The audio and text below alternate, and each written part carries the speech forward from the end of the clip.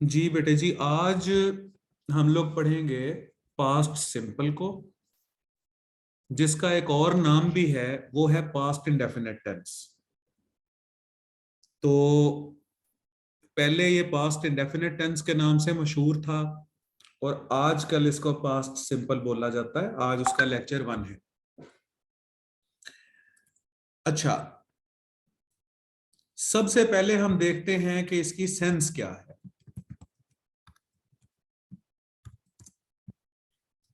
A complete action in past। माजी में कोई काम शुरू हो और मुकम्मल हो जाए,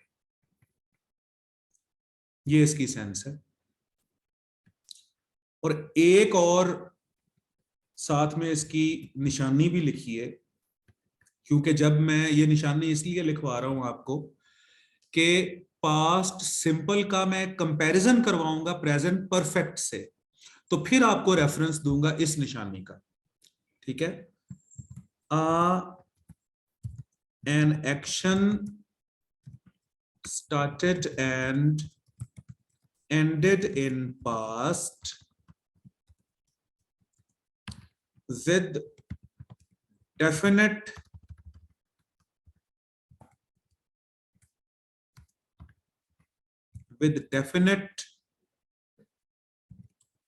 टाइम फ्रेम।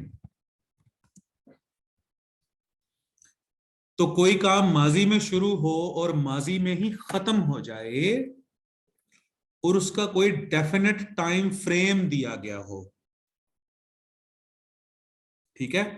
मिसाल के तौर पे कि मैंने कल एक किताब पढ़ी थी या कल एक किताब पढ़ी, मैंने कल एक मैच देखा, मैंने 2 घंटे पहले चाय पी, मैंने पिछले हफ्ते एक खत लिखा।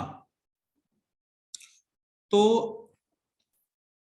पास्ट सिंपल या पास्ट इंडेफिनिट की निशानी ये होती है कि एक्शन माजी में शुरू होके और माजी में ही खत्म हो जाता है। An action started and ended in past. और ये जो विद डेफिनेट टाइम फ्रेम लिखा हुआ है, इसको मैं कंपेयर करूंगा तब कि जब मैं आप लोगों को प्रेजेंट परफेक्ट पढ़ाऊंगा। और अगला टेंस मेरा ख्याल है सीक्वेंस में वही है। तो अब हम इस पहले स्टांस को ले लेते हैं कि a complete action in past. अच्छा, उसके बाद अगर हम इसके स्ट्रक्चर की बात करें तो स्ट्रक्चर में देखें, स्ट्रक्चर इसका बहुत आसान है।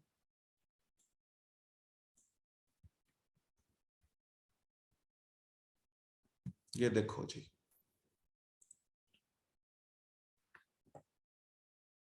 I, we, you, they, plural names, फिर ही, शी, इट और सिंगुलर नेम, सबके साथ ही वर्ब की सेकंड फॉर्म इस्तेमाल होती है। सबके साथ ही वर्ब की सेकंड फॉर्म इस्तेमाल होती है। यानी कि इन इन सेंटेंसेस में राइट इस्तेमाल नहीं होगा, रोट इस्तेमाल होगा।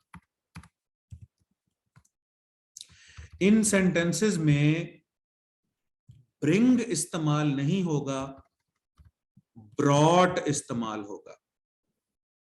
यानी इन सेंटेंसेस में सिंग इस्तेमाल नहीं होगा, सैंग इस्तेमाल होगा। देखो 3 फॉर्म्स होती है ना, सिंग और सैंग और संग। तो इन सेंटेंसेस में second form of the verb इस्तेमाल होती है। जनरली हम 3 फॉर्म्स लेते हैं ना, आईएनजी वाली फॉर्म को हम 4th फॉर्म कहते होते हैं। तो इसमें थिंक यूज नहीं होगा, थॉट का इस्तेमाल होगा, क्योंकि थिंक, थॉट सेकंड फॉर्म भी इसकी थॉट ही है। इसमें गो का वर्ब इस्तेमाल नहीं होगा, वेंट का वर्ब इस्तेमाल होगा। और थर्ड फॉर्म इसकी गॉन होती है। ये देखिए, तो पहले जो हमने प्रेजेंट सिंपल किया था उसके अंदर तो मसले मसाइल बहुत ज्यादा थे ना, उसके अंदर तो पेचीदगियां बहुत ज्यादा थी।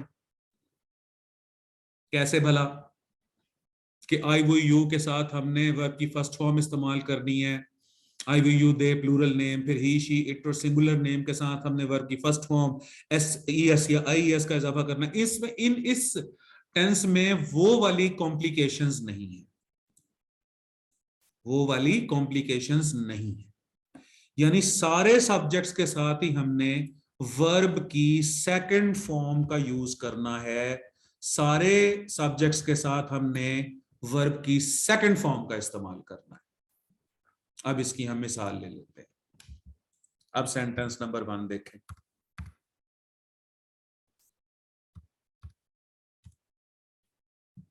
I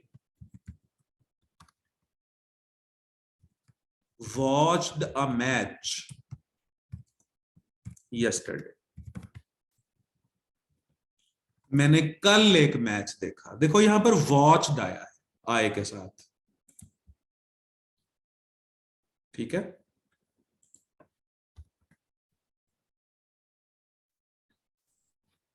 मिसाल के तौर पे और फिक्रा देखें, ही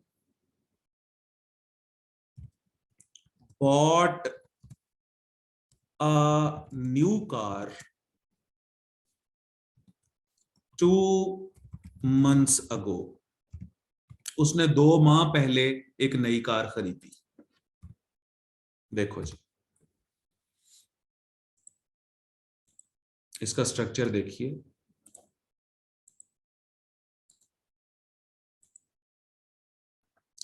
तो आए हो गया यहां पर सब्जेक्ट और वॉच्ड हो गया इसका वर्ब। आए हो गया सब्जेक्ट और वॉच्ड हो गया इसका verb.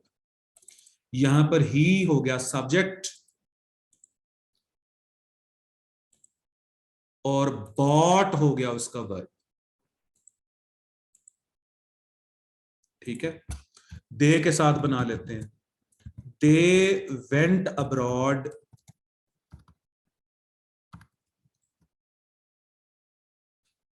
Last week. They went abroad. अब यहां पर गो नहीं आया, ना ही गॉन आया है, वेंट आया है, सेकंड फॉर्म इसके अंदर आती है और साथ में दे का इस्तेमाल हो गया। तो कोई भी सब्जेक्ट हो आपने second form of the verb इस्तेमाल करना है। अच्छा, अब पहले सेंटेंस का नेगेटिव और इंट्रोगेटिव। अच्छा, पास्ट इंडेफिनिट या पास्ट सिंपल का जब हमने नेगेटिव या इंट्रोगेटिव बनाना होता है तो हम डिड का इस्तेमाल करते हैं। तो हम डिड का इस्तेमाल करते हैं और जब सेंटेंस में डिड आ जाता है तो वर्ब की फर्स्ट फॉर्म आती है, ठीक है। यानी कि क्वेश्चन हो गया, अब क्वेश्चन हो गया कि how to make negative and interrogative sentences.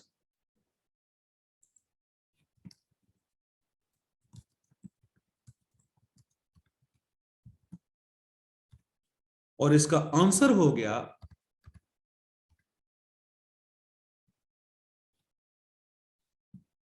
we use did plus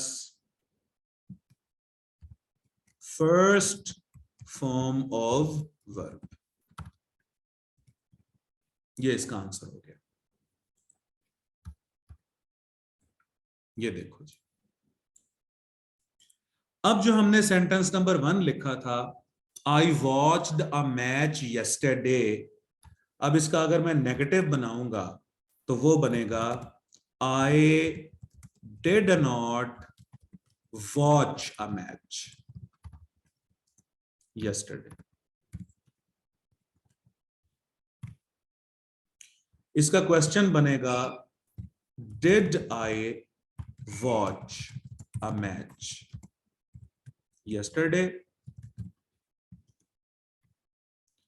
इसका नेगेटिव क्वेश्चन बनेगा did I not watch a match yesterday. तो अब आप ये देख लो 4 सेंटेंसेस को। जब फिक्रा सादा था तो वर्ब की सेकंड फॉर्म आई थी, लेकिन जैसे ही सेंटेंस में डिड आया नेगेटिव बनाने के लिए तो फिर वर्ब की फर्स्ट फॉर्म आ गई। और यही मिस्टेक ट्रैप है। मिस्टेक ट्रैप भी यही है। क्या करते हैं बच्चे कि आई डिड नॉट वॉच्ड कहते हैं, तो जब डिड इस्तेमाल कर लेते हैं तो फिर वर्ब की फर्स्ट फॉर्म खत्म हो जाती, वर्ब की सेकंड फॉर्म खत्म हो जाती है, फिर हम वर्ब की फर्स्ट फॉर्म का यूज करते हैं। तो इसका मतलब यह हुआ कि पास्ट सिंपल या पास्ट इंडेफिनिट टेंस में हम वर्ब की सेकंड फॉर्म यूज करते हैं, लेकिन सिर्फ सादा फिक्रों में, सिंपल सेंटेंसेस में, अफर्मेटिव सेंटेंसेस में। जैसे ही सेंटेंस नेगेटिव या इंट्रोगेटिव बनता है तो फौरन डिड के बाद वर्ब की फर्स्ट फॉर्म आ जाती है। अब देखिए क्वेश्चन हमने बनाया, यहां पर डिड आई वॉच और डिड आई वॉच लिखा, डिड आई वॉच्ड नहीं लिखा। यहां पर देखो डिड आई नॉट वॉच लिखा, डिड आई नॉट वॉच्ड नहीं लिखा। इसी तरीके से जब आपने साथ में वाई व्हेन वेयर वगैरह लगाना है तो क्वेश्चंस से पहले हम वाई लगा देते हैं। वाई डिड आई, मैंने कल एक मैच क्यों देखा। Why did I not watch.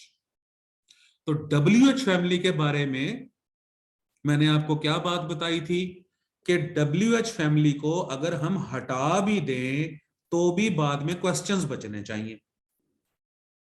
Y को मैंने हटाया तो देखो did I watch a match yesterday बना। तो WH फैमिली जो है वाई है, व्हेन है, वेयर है। हाँ, ये एक बात याद रखें, हु यहां भी वैसे ही है जैसे हमने हु का इस्तेमाल किया था प्रेजेंट सिंपल में, कि हु के बाद डायरेक्ट वर्ब दिया था हमने। तो यहां पर भी आपने हु को जहन के अंदर रखना है। ठीक है, वाई डिड आ सकता है, वाई डिड आई आ सकता है, देखो व्हेन डिड आई आ सकता है, वेयर डिड आई आ सकता है, हाउ डिड आई आ सकता है, लेकिन हु डिड आई नहीं होगा। हु के फौरन बाद वर्ब आएगा। मिसाल के तौर पर अगर सेंटेंस हो कि किसने मैच देखा, तो who watched a match yesterday.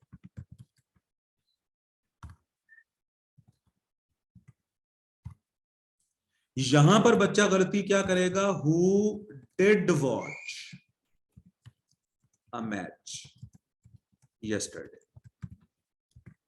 ये सेंटेंस इनकरेक्ट है।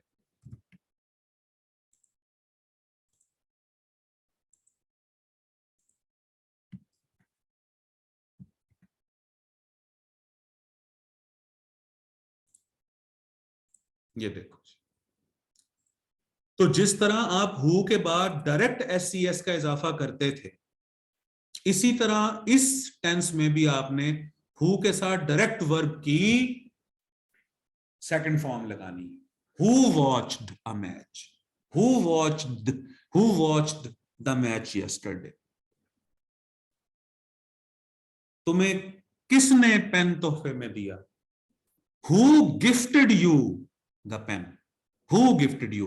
हु डिड गिफ्ट यू नहीं आएगा। हाँ, एक सूरत में हु के साथ डिड आ सकता है जब हु के बाद डिड मेन वर्ब के तौर पर आए। ये वही बातें हैं बेटे जो मैंने प्रेजेंट सिंपल में आपसे कही थी, याद है।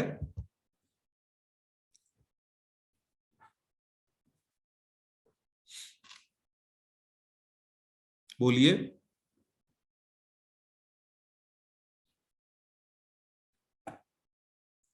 प्रेजेंट सिंपल में भी मैंने आपको बोला था ना कि हु के बाद आपने डायरेक्ट वर्ब लगाना है, हु के साथ डज का इस्तेमाल नहीं करना। लेकिन एक सूरत में हु, हाँ जी बिल्कुल ऑलस ठीक कह रहे हैं, हु खुद सब्जेक्ट है और इसके बाद डायरेक्ट वर्ब ने आना है। एक सूरत में हु के साथ डिड आ सकता है, वो कौन सी सूरत है? अगर डिड हेल्पिंग वर्ब ना हो, मेन वर्ब हो, जैसे हु डिड दिस, ये देखो,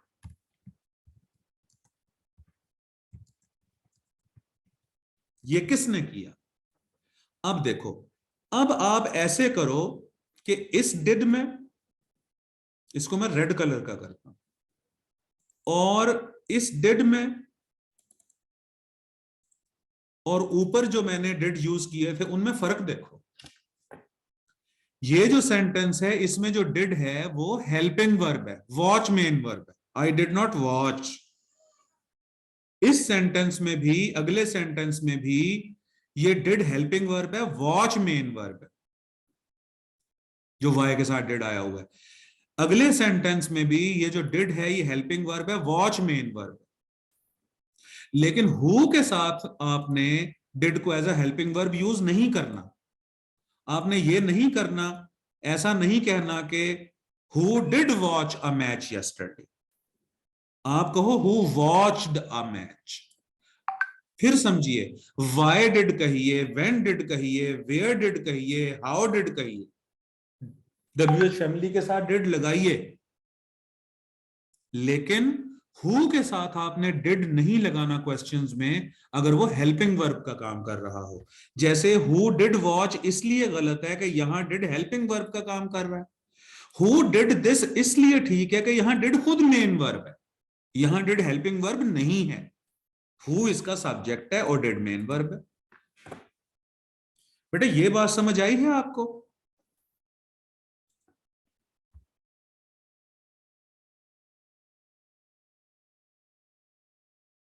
जी हाँ जी। तो ये जो हु है ना, ये इसकी चौधराहट है। हु जो है इसकी चौधराहट है किस में? प्रेजेंट इंडेफिनेट में और पास्ट इंडेफिनेट में। ये अपने साथ डू डज डिड को हेल्पिंग वर्ब के तौर पर नहीं लेता हु। एक सूरत में ये डू डज और डिड को एक्सेप्ट करता है अगर वो मेन वर्ब हो, तो जैसे हु डिड दिस, अब इसने हु ने एक्सेप्ट किया है डिड को, क्योंकि ये मेन वर्ब है। यहां हु डिड वॉच ने, हु ने डिड को एक्सेप्ट नहीं किया, क्यों? क्योंकि यहां पर इस जगह पर जो डिड है वो हेल्पिंग वर्ब है। अच्छा जी, he bought a new car 2 months ago। अब इसका अगर हम नेगेटिव बनाएं तो he did not, did not के बाद बताओ बॉट लिखूं या बाय लिखूं? डिड नॉट के बाद बॉट लिखूं या बाय लिखूं? बाय लिखूं। बिल्कुल ठीक है, शाबाश। तो he did not buy a new car 2 months ago। अब इसका अगर हमने क्वेश्चन बनाना है तो did he buy a new car 2 months ago? Question बन गया। नेगेटिव क्वेश्चन बनाना है तो did he not buy a new car 2 months ago। और इसी तरह अगर आपने ये कहना है कि उसने नई कार कब खरीदी, तो आप व्हेन लगाओ। यहां when did he buy a new car, उसने नई कार कब खरीदी।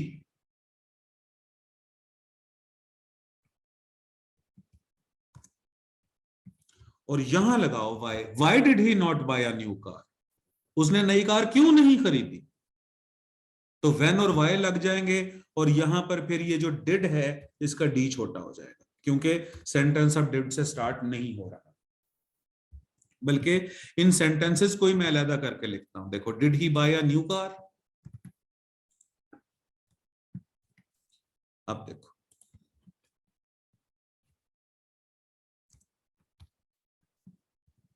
When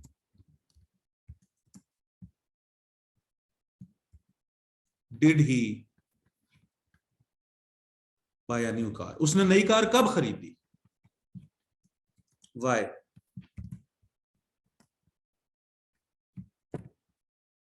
did he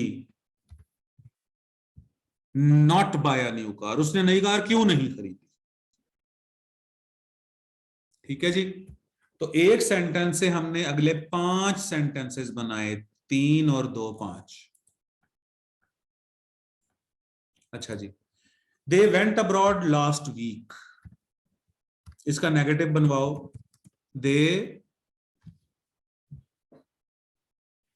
they went abroad last week, इसका नेगेटिव बनवाइए।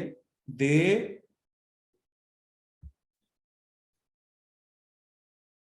नहीं, हेल्पिंग वर्ब लगवाओ ना Inayatullah.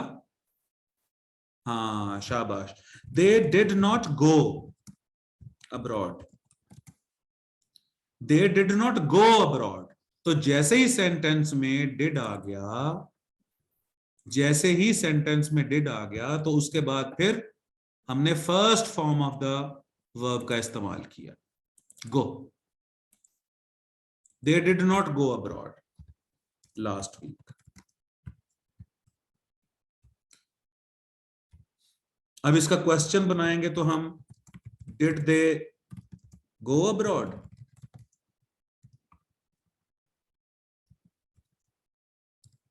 Last week? Did they go abroad last week? क्या वो पिछले हफ्ते बैरून मुल्क गए थे? क्या वो पिछले हफ्ते बैरून मुल्क गए? और नेगेटिव क्वेश्चन बनाना है तो did they not go abroad last week?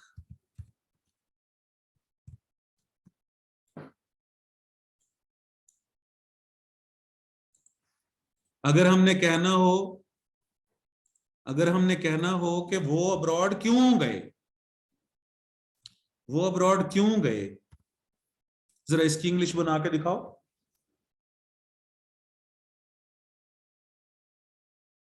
हाँ जी, लास्ट वीक के बगैर भी सेंटेंस करेक्ट है, करेक्ट है। लेकिन मैं ये जानबूझ के last week, yesterday, 2 days ago कह रहा हूं, क्योंकि मैंने इसका कंपैरिजन करवाना है प्रेजेंट परफेक्ट से। फिर मैं आपको याद करवाऊंगा, देखो मैंने लास्ट वीक लगवाया था उधर।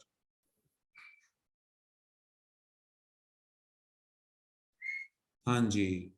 अब इसका क्वेश्चन ये बच्चे बना रहे हैं, why did they go abroad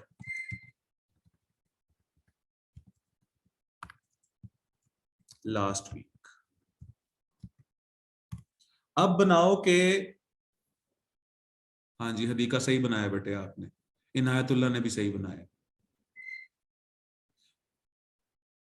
यहां तक अगर आप कह रहे हो ना कि यहां पर ही बात खत्म कर दूं, ये भी ठीक है। Did they not go abroad, क्या वो बैरून मुल्क नहीं गए? Y did they not go abroad, वो बैरून मुल्क क्यों नहीं गए? यहां तक भी है, प्रेजेंट सिंपल टेंस ही है। मैं टाइम फ्रेम खुद लगवा रहा हूं यहां पे, यानी ये जो सेंटेंसेस है ये गलत नहीं है लास्ट वीक के बगैर जो हमने सेंटेंस बनाए हैं। लेकिन अब टाइम फ्रेम लगवा रहा हूं एक मकसद के लिए बेटे, क्योंकि इसको हम कंपेयर करेंगे प्रेजेंट परफेक्ट के साथ। बात समझ लग रही है ना मेरी?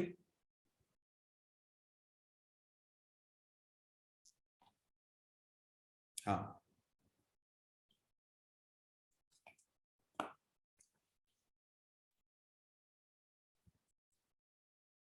अच्छा अब बनाओ, वो अब्रॉड क्यों नहीं गए, इसकी इंग्लिश बनाओ। वो बैरून मुल्क क्यों नहीं गए, वो बैरून मुल्क क्यों नहीं गए? अब इसकी इंग्लिश बनाइए। शाबाश, सुमेरा ने बनाया है, why did they not go. Adeeka ने भी बनाया है, why did they not go abroad. शाबाश। अच्छा इसकी इंग्लिश बनाओ, कौन अब्रॉड गया? इसकी इंग्लिश बनाओ। कौन बैरून मुल्क गया? शाबाश, इकरा ने कहा है who went.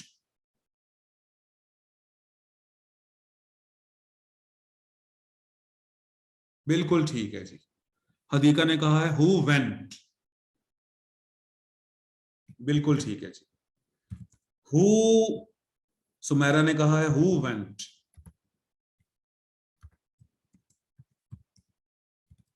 Who went abroad, कौन गया है अब्रॉड। यानी हु जो है अपने साथ डिड को बर्दाश्त ही नहीं करता as a helping verb. Who कहता है कि मुझे मेन वर्ब चाहिए, मुझे सेकंड फॉर्म चाहिए। वाई बेचारा मासूम है, देखें इसने अपने साथ डिड यूज किया है। वेन जो है वो करता है अपने साथ डिड का इस्तेमाल। लेकिन हु जो है ये मगरूर है, ये कहता है कि नहीं मुझे मेन वर्ब ही चाहिए, डिड नहीं चाहिए एज अ हेल्पिंग वर्ब। ठीक है जी। चलें जी, अब हम आते हैं इसकी मश्क की तरफ।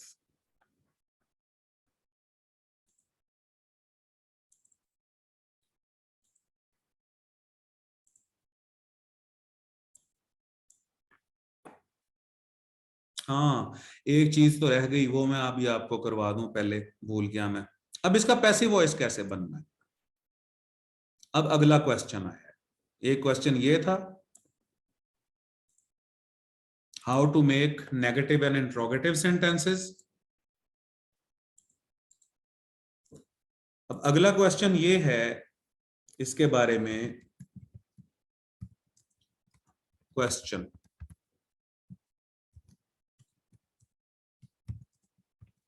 How to make passive voice. अच्छा, मुझे याद करवाओ जरा बेटे कि आपने प्रेजेंट सिंपल का पैसिव वॉइस कैसे बनाया था, उसका फॉर्मूला बताओ।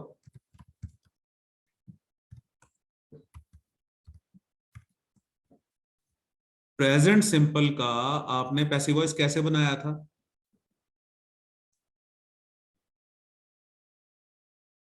नहीं, इकरा गलत है। मैं पूछ रहा हूं प्रेजेंट सिंपल का पैसिव वॉइस कैसे बनाया था आपने, पिछले जो लेक्चर था मेरा उसमें। हाँ जी, इज एम आर के बाद, इज एम आर के बाद क्या? Third form. हाँ शाबाश, इज एम आर के बाद third form, is am are के बाद थर्ड फॉर्म। अच्छा, अब जो प्रेजेंट सिंपल का पैसिव वॉइस था, हाँ सुमेरा ठीक बोल रहे हो आप, प्रेजेंट सिंपल का जो पैसिव वॉइस था या प्रेजेंट इंडेफिनिट का जो पैसिव वॉइस था, वो था इज एम आर के फौरन बाद third form, is am are के फौरन बाद थर्ड फॉर्म। इसका जो हमने पास्ट सिंपल या पास्ट इंडेफिनिट का जो पैसिव वॉइस हमने बनाना है, उसका फॉर्मूला होगा वॉज या वर के बाद, वाज या वर के फौरन बाद third form of the verb. और ये तो मैंने एक बात आपको, एक मिनट होल्ड कीजिएगा बेटा।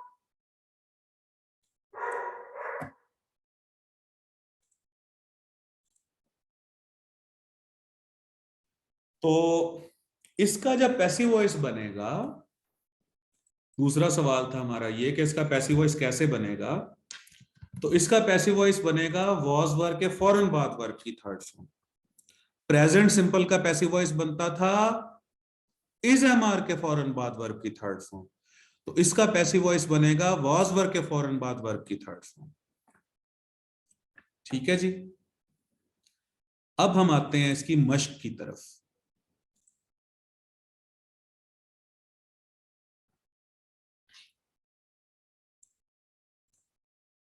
इसमें कौन सा एक्टिव है कौन सा पैसिव है? पहला सेंटेंस है कुर्सी टूट गई, और दूसरा सेंटेंस है कुर्सी तोड़ दी गई। पहला एक्टिव है, ऑलिस कह रहे हैं पहला एक्टिव है, इकरा कह रही दोनों पैसिव है।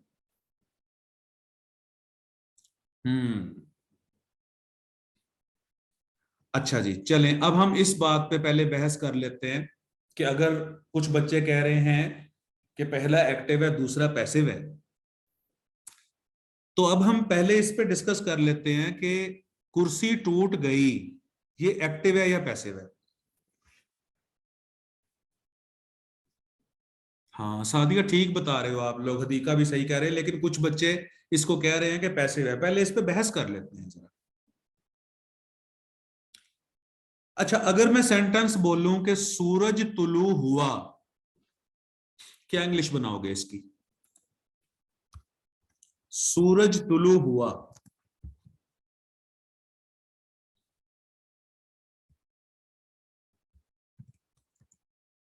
The sun rose. राइज की second form rose. Always rises नहीं बेटे, वो तो प्रेजेंट सिंपल में आ जाएगा ना। वो तो हो जाएगा कि सूरज तुलू होता है। हाँ, द सन रोज।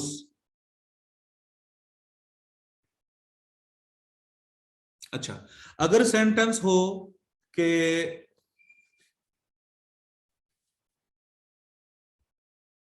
पत्ते गिरे, पत्ते गिर गए।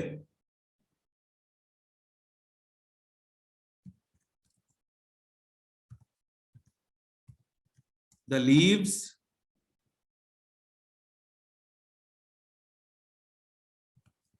फेल। एक्टिव वॉइस है ना। इसी तरह से अगर मैं कहूं कि कुर्सी टूट गई, तो द चेयर ब्रोक। यहां पर जो कुर्सी है एक्शन डूअर है बेटे, इसने ये काम किया है टूटने का। यहां पर सन जो है एक्शन डूअर है, इसने बुलंद होने का काम किया है। देखो ना, या मैं एक इसे उल्टा पढ़ता हूं, अगर रोज एक्शन है तो सन इसका एक्शन डूअर है। अगर फेल एक्शन है गिरना, तो लीव्स जो है वो एक्शन डूअर है। इसी तरह अगर ब्रोक वर्ब है एक्शन है, तो चेयर इसका एक्शन डूअर है। ब्रोक एक एक्शन है ना। असल में हम एक्शन डूअर को ऑब्जेक्ट से रिलेट करके समझते हैं।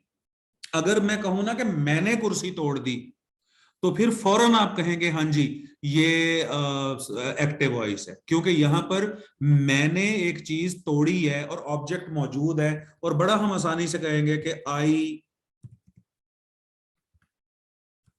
Broke the chair. देखो, तो आई सब्जेक्ट हो गया, मैंने ये एक्शन परफॉर्म किया है। यहां पर कुर्सी ने खुद एक्शन परफॉर्म किया बेटे, यहां पर लीव्स ने खुद एक्शन परफॉर्म किए, यानी सन खुद ने खुद एक्शन परफॉर्म किए। तो आई ब्रोक द चेयर होगा तो हम उसे फौरन मानते हैं एक्टिव वॉइस। इकरा कह रही है चेयर खुद कैसे टूट गई। अच्छा, चलें अब हम पूरा फिक्रा बनाते हैं।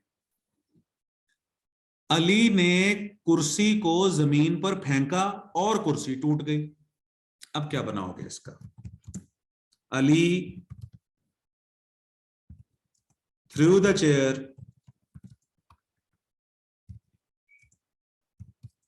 On the floor. अली ने कुर्सी को फर्श पर फेंका एंड द चेयर ब्रोक, और कुर्सी टूट गई। जैसा हम फिक्रा बना रहे हैं,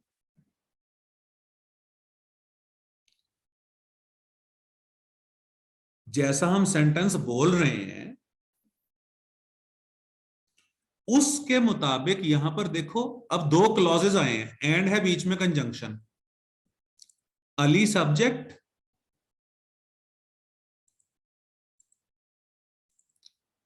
और थ्रू वर्ब। इसी तरह चेयर सब्जेक्ट और ब्रोक वर्ब, इकरा पूछ रही है चेयर खुद कैसे टूट सकती है। अब मैं कहूं कि सूरज खुद कैसे बुलंद हो सकता है, इकरा इसका क्या जवाब है। अब मैं कहूं कि पत्ते खुद कैसे गिर सकते हैं, अब इसका क्या जवाब है। अगर सूरज तुलू हुआ को आप द सन रोज कहते हो,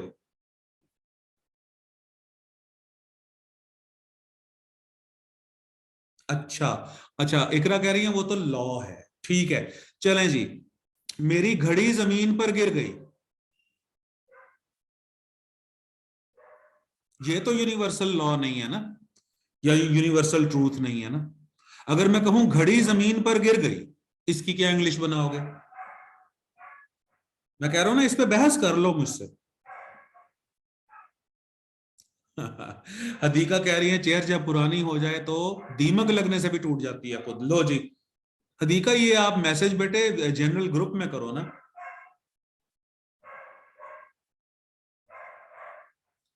हाँ जी इकरा, मुझे बताओ कि अगर मैं कहूं कि मेरी घड़ी जमीन पर गिर गई, इसका क्या करोगे। या घड़ी जमीन पर गिर गई तो द वॉच फेल, घड़ी गिर गई। अच्छा, अगर मैं कहूं कि घड़ी टूट गई तो फिर क्या कहोगे। The watch broke.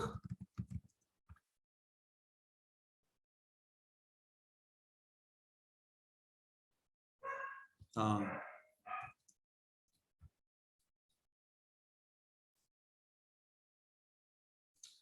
बिल्कुल ठीक है।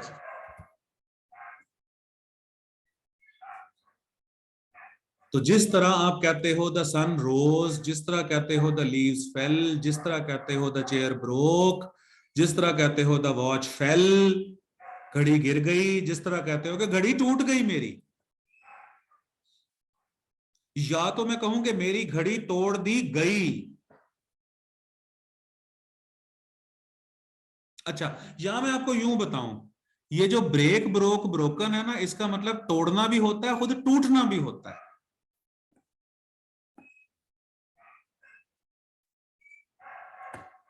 एक मिनट बेटे होल्ड कीजिएगा जरा। अब अगला जो सेंटेंस है, कुर्सी तोड़ दी गई, तो यहां है the chair was broken by someone. अगर बाय समवन लगाना है तो लगा के देख लो। तो ये पैसे वॉइस। अच्छा, अब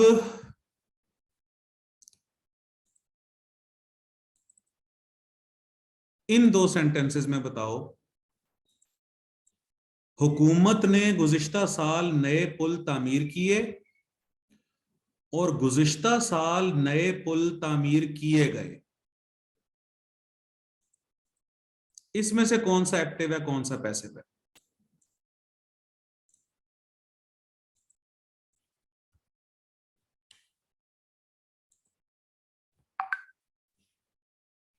हाँ अब देखें, ये सेंटेंसेस क्लियर है। कुर्सी टूट गई, कुर्सी तोड़ दी गई, इसमें थोड़ा सा दिमाग घूमता है। तो हुकूमत ने गुज़िश्ता साल नए पुल तामीर किए, अब ये पूरा फिक्र किसके बारे में है बताइए।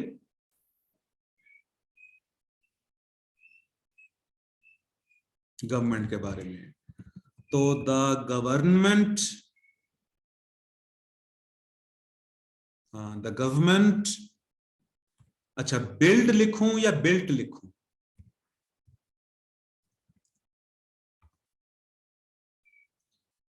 बिल्ट लिखूं या बिल्ड लिखूं।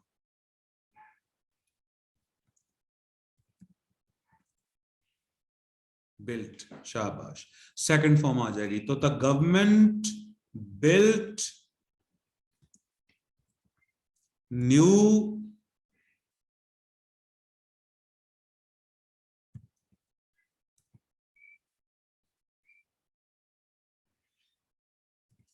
ब्रिजेस गुज़िश्ता साल लास्ट ईयर। तो the government built new bridges last year.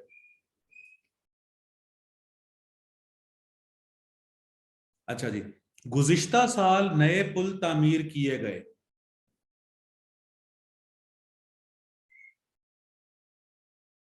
शाबाश, ये हो गया पैसिव वॉइस, बिल्कुल ठीक बना रहे हो सादिया इकरा,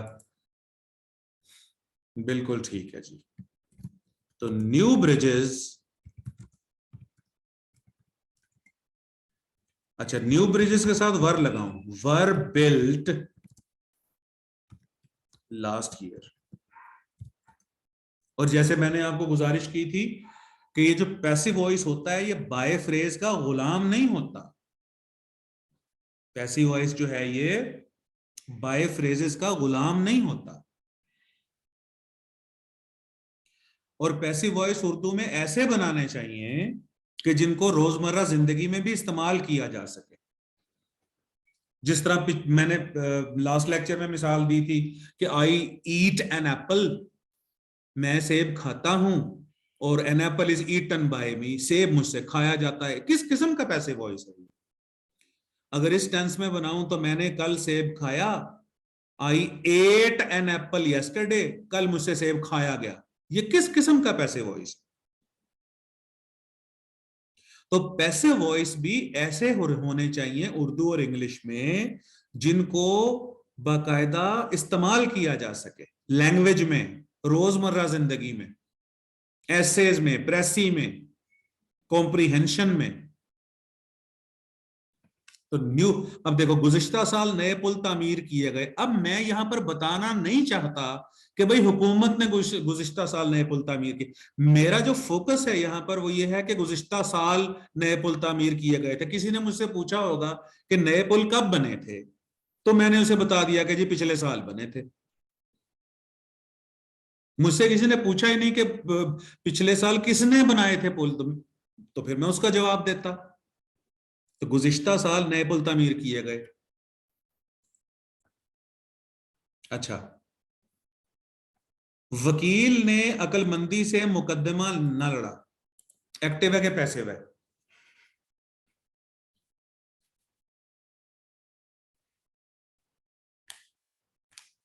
एक्टिव है, शाबाश, क्योंकि यहां एक्शन डूअर क्लियर है, वकील। तो द लॉयर, अच्छा द लॉयर के साथ बताओ क्या लगाऊं, डू नॉट, डज नॉट या डिड नॉट?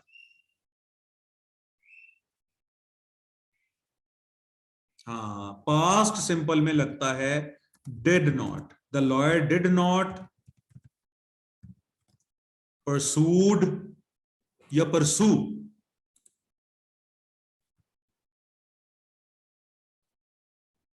परसूड या परसू?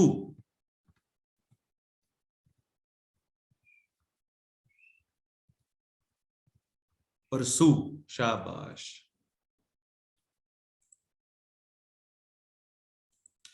तो the lawyer did not pursue the case, अकलमंदी से, वाइजली।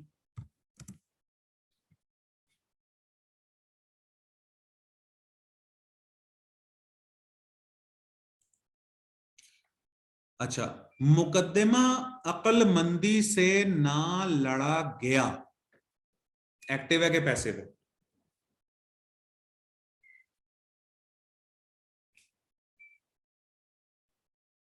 एक्टिव है या पैसिव है?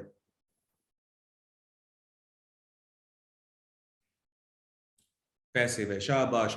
क्यों? कि यहां एक्शन डूअर नहीं दिया हुआ।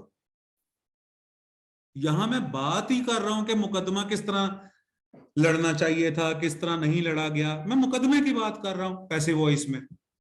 तो द केस, अच्छा द केस वॉज नॉट या वर नॉट? वॉज नॉट या वर नॉट? शाबाश, वॉज नॉट। अच्छा अब बताओ, परसू या परसूड?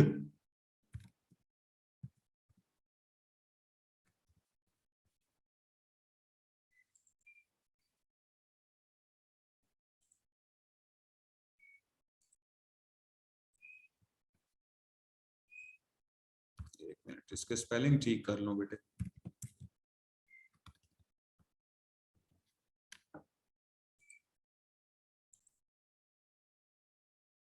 परसुएड का मतलब होता है किसी को कायल करना। हाँ, तो the case was not pursued, PURSUED, the case was not pursued wisely. अच्छा, अगला सेंटेंस है जाती मफादात ने फिरका परस्ती को हवा दी। ये पूरा फिक्रा किसके बारे में है?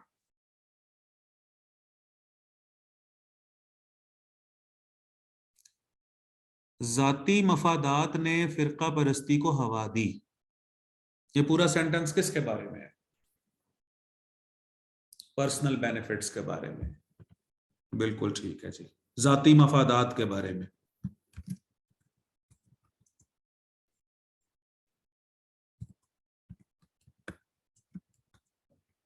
पर्सनल बेनिफिट्स ठीक है, पर्सनल इंटरेस्ट्स ठीक है। पर्सनल इंटरेस्ट्स इंक्रीज्ड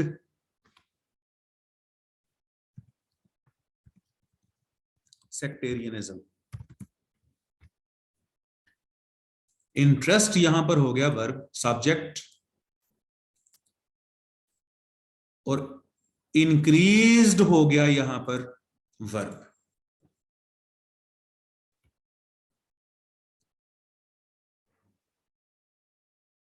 हवा देना मतलब बढ़ावा देना। इंक्रीज की जगह एग्रेवेटेड भी आ सकता है।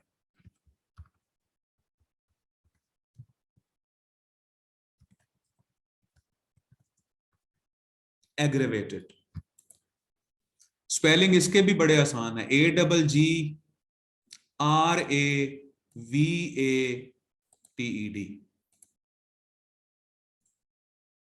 देखो इसके जोड़, AGG,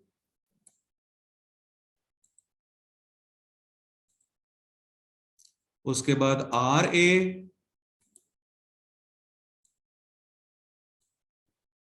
उसके बाद VA, और उसके बाद TED। VA बहुत ही डार्क हो गया, 1 मिनट।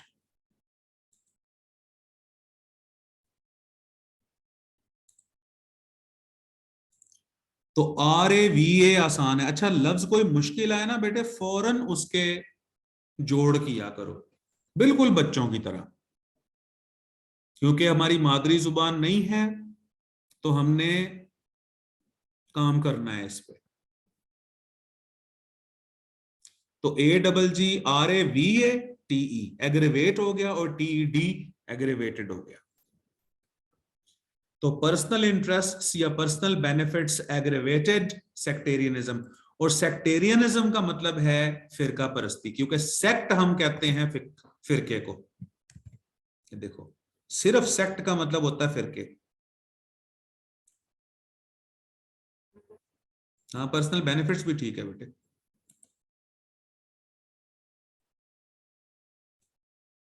एरियन और इज्म, और जो लफ्ज ISM इज्म पे खत्म होता है वो नाउन होता है। जैसे कि पैट्रियोटिज्म है, जैसे कि फेमिनिज्म है, जैसे कि टेररिज्म है, ISM पे खत्म होने वाले वर्ड्स नाउन होते हैं।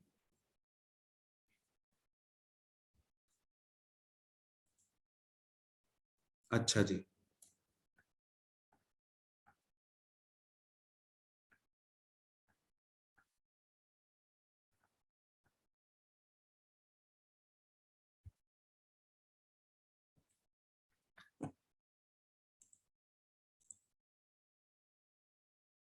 अच्छा जी, अब मुझे बताओ, ये सेंटेंस है, जाती मफादात की खातिर फिरका परस्ती को हवा दी गई। एक्टिव है कि पैसिव है?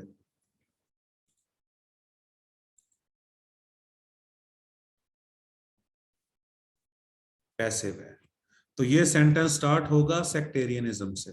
सेक्ट एरियनिज्म। सेक्टेरियनिज्म, अच्छा वॉज या वर,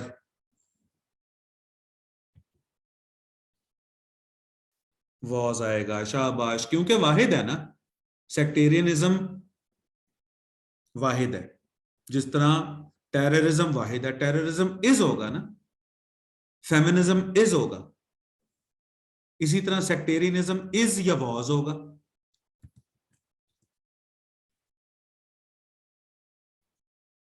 इसी तरह पैट्रियोटिज्म वॉज होगा, फेमिनिज्म वॉज होगा, इसी तरह सेक्टेरियनिज्म वॉज होगा। तो sectarianism was aggravated for the sake of, की खातिर, for the sake of personal benefits। ये देखो जी,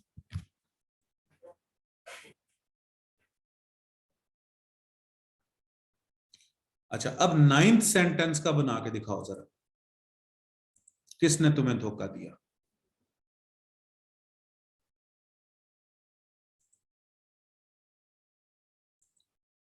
जी, किसने तुम्हें धोखा दिया?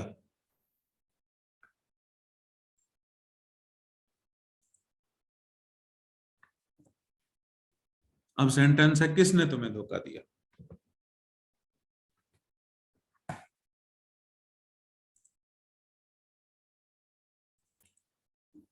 बनाइए, नहीं अनायतुल्ला, हु चीट यू नहीं आएगा, सेकंड फॉर्म लगाओ ना बेटे। सुमेरा ठीक कह रही हैं, इकरा भी ठीक कह रही है, सादिया भी ठीक कह रही है। हु चीटेड यू या हु डिसीव्ड यू, डिसीव्ड भी ठीक है, डिसीव्ड भी ठीक है, DECEIVED, हु डिसीव्ड यू। अच्छा, फौजियों ने मैदान जंग में हथियार डाल दिए, एक्टिव है कि पैसिव है?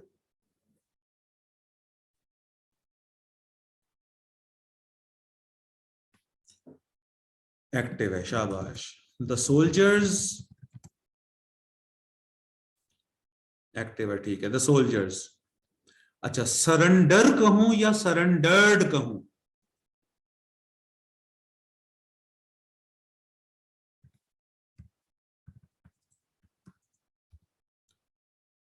सरेंडर कहूं या सरेंडर्ड कहूं?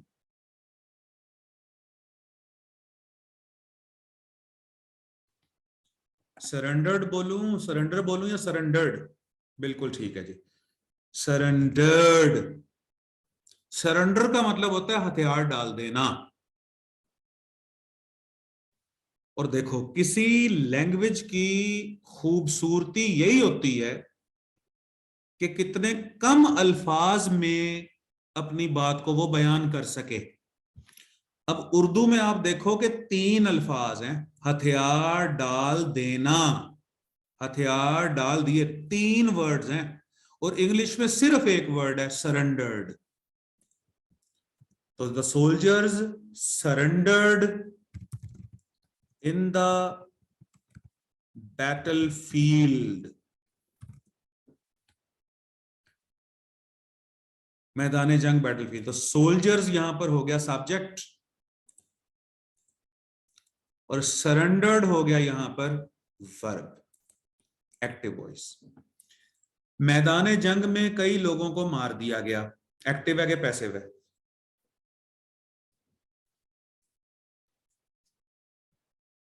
पैसिव है, शाबाश।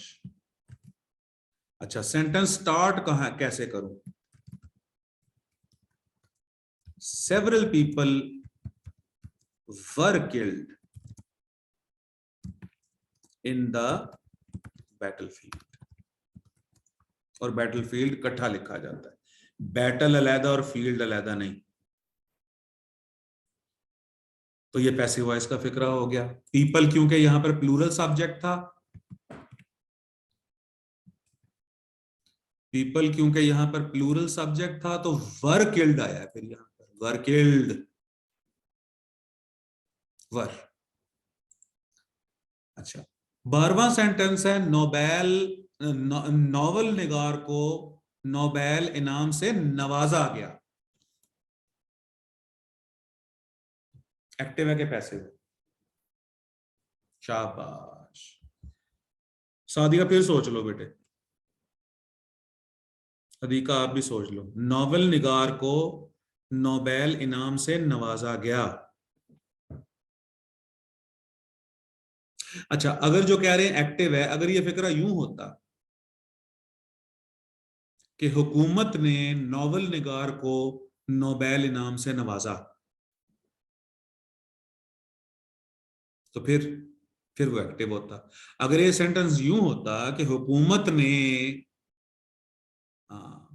एक्शन डूअर मौजूद है, हुकूमत ने नोवेल निगार को नोबेल इनाम से नवाजा, फिर एक्टिव होता। हाँ, ये पैसिव है। तो the novelist,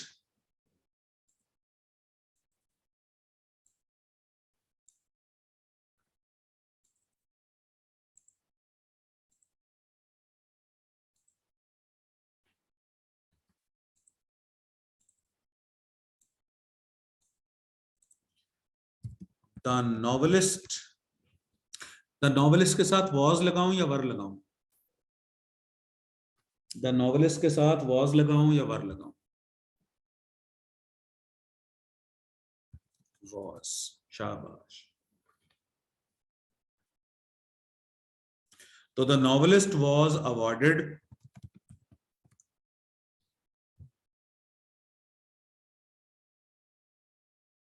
with Nobel prize.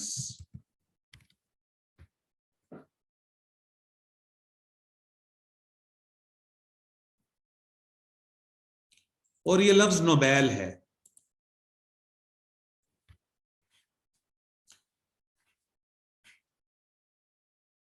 मुलाजिम ने मेरी कार धो डाली, एक्टिव है कि पैसिव है? एक्टिव है। एक्शन डूअर जो क्लियर है। तो द सर्वेंट, वॉश लिखूं या वॉश्ड लिखूं? वॉश लिखूं या वॉश्ड लिखूं? ईडी, बिल्कुल ठीक है जी।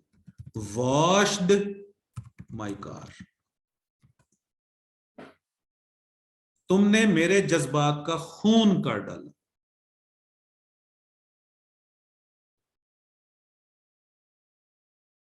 एक्टिव है कि पैसिव है?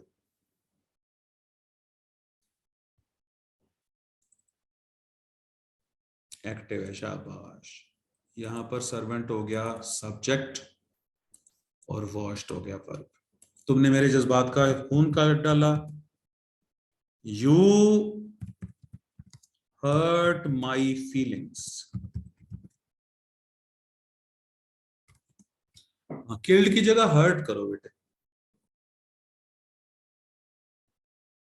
और हर्ट की तीनों फॉर्म्स एक जैसी होती हैं, हर्ट, हर्ट और हर्ट।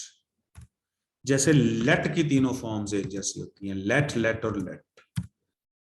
जैसे कट की तीनों फॉर्म्स एक जैसी होती हैं, कट, कट और कट।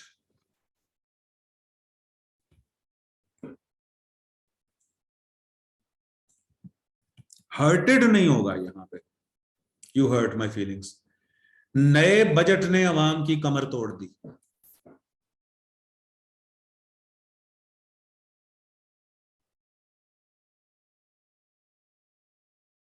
एक्टिव है, शाबाश। तो the new budget,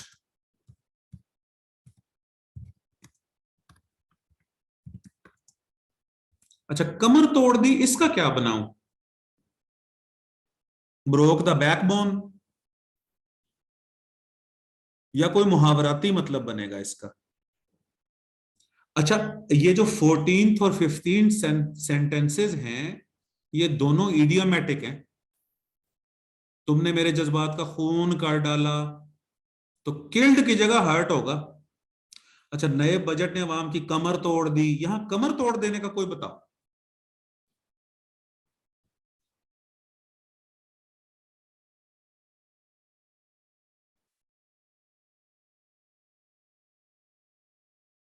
the new budget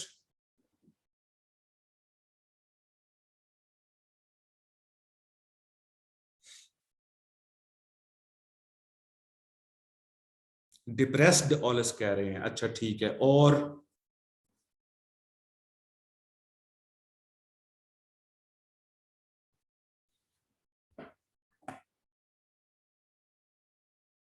अच्छा, कमर तोड़ देने का उर्दू में तो बताओ मतलब क्या है इसका?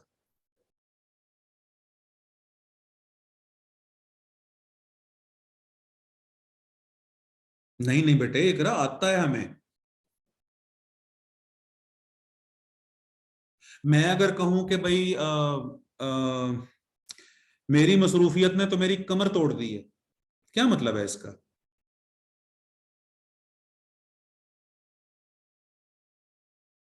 मुझे थका दिया है बहुत ज्यादा। मेरी मसरूफियत ने मेरी कमर तोड़ दी है मतलब मेरी मसरूफियत ने मुझे थका दिया है। अच्छा, नए बजट ने अवाम की कमर तोड़ दी है।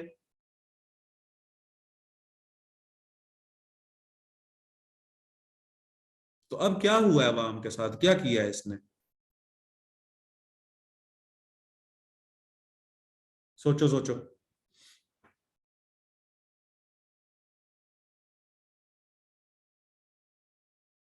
उर्दू में बताओ ना मुझे।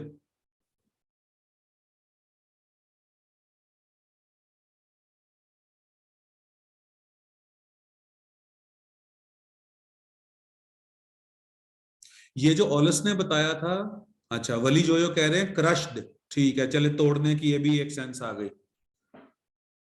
जो ओलस ने बताया था वो बड़ा करीब था, प्रेशराइज्ड कहा था।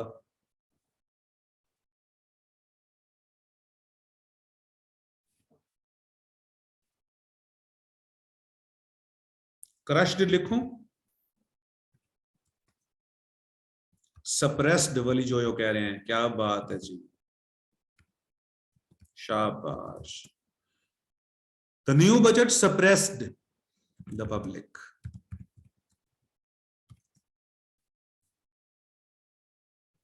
सप्रेस का मतलब है दबा देना। क्रश्ड भी आ रहा है यहां पे, ठीक है।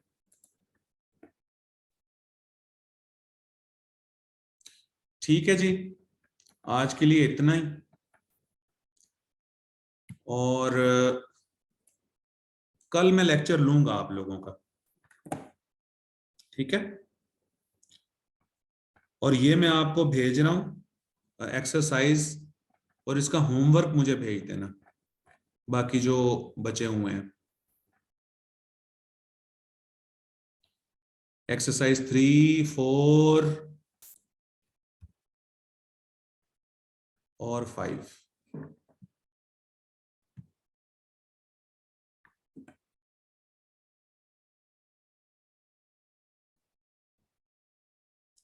वली कह रहे हैं कि आपका नेटवर्क नहीं होगा यहाँ। चलें जी, मैं अब बाज़ाब्ता अल्लाह हाफिज कह देता हूँ, उसके बाद जो गप लगानी है आपने तो लगा लो।